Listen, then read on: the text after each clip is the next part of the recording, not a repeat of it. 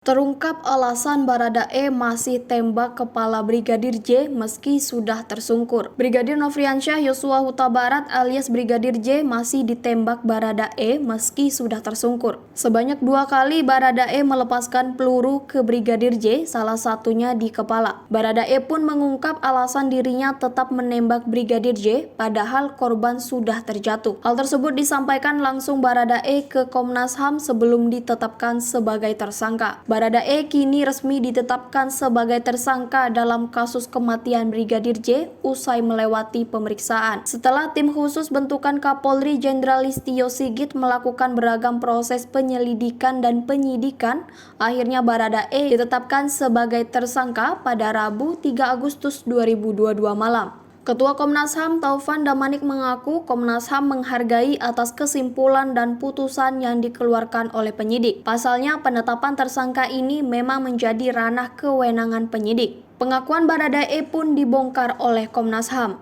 Menurut Taufan, Baradae memang mengakui jika ia melakukan penembakan kepada Brigadir J. Kemudian Baradae juga sempat menjelaskan bagaimana kronologi baku tembak yang melibatkan dirinya dengan Brigadir J. Taufan menyebut di akhir penjelasannya, Baradae mengaku sempat melontarkan 2 tembakan kepada Brigadir J. Meski saat itu Brigadir J telah tersungkur akibat tembakan sebelumnya. Bahkan salah satu tembakan yang dilontarkan pada Brigadir J yang telah tersungkur itu diarahkan ke arah kepala. Memang dalam pemeriksaan kami, dia pertama mengakui, dia menjelaskan kronologinya versi dia.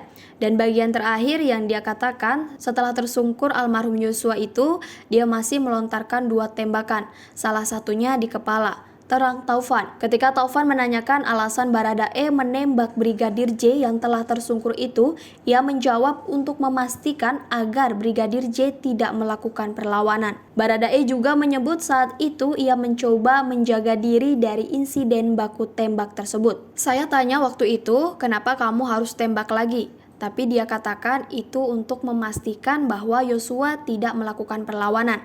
Saya harus jaga diri, Pak. Itu alasan pembelaan diri dia waktu itu, ungkap Taufan. Baradae jadi tersangka. Diwartakan tribunnews.com sebelumnya, tim khusus atau tim sus bentukan Kapolri Jenderal Listio Sigit Prabowo akhirnya menetapkan tersangka dalam kasus baku tembak yang menewaskan Brigadir Yosua Huta Barat alias Brigadir J di rumah Irjen Verdi Sambo, Kompleks Polri Duren 3, Jakarta Selatan. Adapun tersangka yang ditetapkan oleh tim sus Kapolri tidak lain adalah Baradae yang diduga sebagai pelaku penembakan Brigadir J.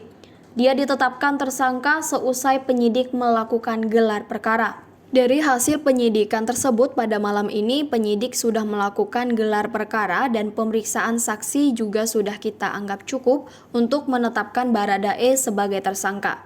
Kata Direktur Tindak Pidana Umum Bareskrim Polri Brigjen Andi Rian Jajadi di Mabes Polri Jakarta, Rabu 3 Agustus 2022.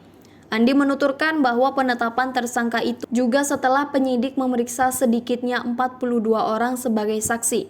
Selain itu, penyidik juga melakukan penyitaan sejumlah barang bukti.